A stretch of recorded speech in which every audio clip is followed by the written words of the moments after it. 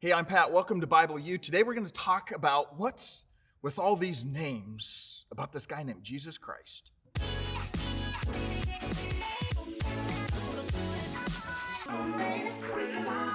There's a lot of confusion when it comes to the names for this guy who lived 2,000 years ago and claimed to be the eternal God of the universe. If you grew up in church or have attended for very long, you've heard him referred to as Jesus. And sometimes you've actually heard them throw a second name in there and they'll say Jesus Christ. So maybe you thought, well, that must be his first and last name. Jesus, his first name, and Christ, his last name. Or if you didn't grow up in the church, you most certainly still heard those two titles thrown around, but unfortunately, they were generally curse words. So allow me to clear up some of the confusion with these names and leave us in awe of the depth and meaning of these titles for this guy we call Jesus. First, and this is probably the least significant point I'll make, they probably didn't actually call him Jesus 2,000 years ago. Most likely the term Jesus was a title that slowly morphed over the years after his death. Not that it matters much, but if you could get in a time machine and travel back 2,000 years and hear his mother or his father, his friends, his family, acquaintances call out to him, you would most likely have heard them say, Yeshua, which is the Hebrew form of his name. And by the way, it was a very common name at that time, meaning if you had been in the crowded streets in Jerusalem 2,000 years ago and hollered, Yeshua, you would probably have a number of people turn in response. Yeshua was a common name, but not an accident that it was applied to this one that we now call Jesus. You see, Yeshua was the Hebrew form of a name that we commonly use today, the name Joshua. Okay, one more piece of information that is interesting but not of great value. There is no J sound in the Hebrew language, so Joshua was actually pronounced Yeshua. In Hebrew, if you open to the sixth book of the Bible, Matthew or Genesis, Exodus, Leviticus, Numbers, Deuteronomy, it's not there, there's no sound. You would turn to Yeshua. Another example would be the name Josiah, who was one of the greatest kings of Israel, and the name my wife and I actually gave to one of our sons. In Hebrew, remember, there is no J sound. Josiah is actually pronounced in Hebrew, Yoshiyahu. Okay, back to the important information. So Jesus, or as they would have said, Yeshua, was a common name at that time, but a significant name, especially for the specific Yeshua we're talking about. Why is that? Because Yeshua literally means salvation. If you have the name Joshua or know someone who has the name Joshua, their name means salvation.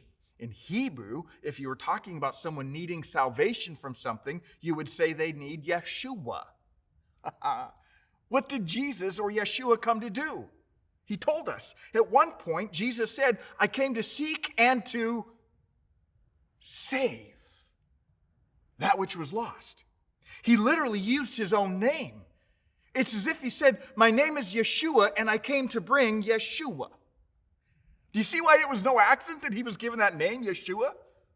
But it gets even better. What about that second title that's often given to him? The one that many of us thought was maybe his last name, Jesus Christ. What exactly does Christ mean? Okay, stay with me for a moment longer because this is so amazing. Christ or Christos is a Greek word that literally means anointed. It's equivalent to the Hebrew word Mashiach, which means anointed. This is significant because in the Old Testament, priests were anointed with oil, and don't miss this, eventually kings were anointed with oil. They were literally called the anointed ones. So if I were a king in those days, in Greek, you would introduce me as Patrick Christos, Patrick Christ. Patrick the Anointed One, Patrick the King. In Hebrew, you would introduce me as Patrick Mashiach, Patrick the Anointed One, Patrick the King. So go back to the Old Testament prophets, and they were prophesying about the future Mashiach, literally the Messiah, which meant the Anointed One, or the King.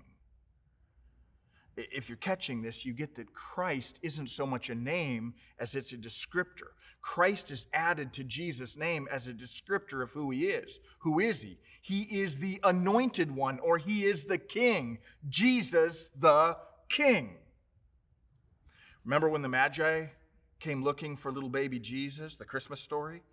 And they said in Matthew chapter 2, verse 2, we came to find the King of the Jews. Or fast forward to Jesus' trial before Pilate, the night before he's going to be killed. And he was asked, are you the King of the Jews? Okay, hear this. Jesus Christ in Hebrew is literally said as Yeshua HaMashiach, which literally means salvation king.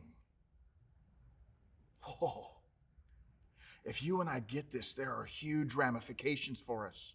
You see, most often as Christians, we define ourselves by our doctrines and our beliefs, but the very name and description for this one who died and rose again, Jesus Christ, Yeshua HaMashiach, calls us to more than just aligning ourselves to a set of beliefs. If he is in fact our salvation king, then it calls us to completely surrender and submit to his reign. Jesus Christ, Yeshua HaMashiach, salvation king.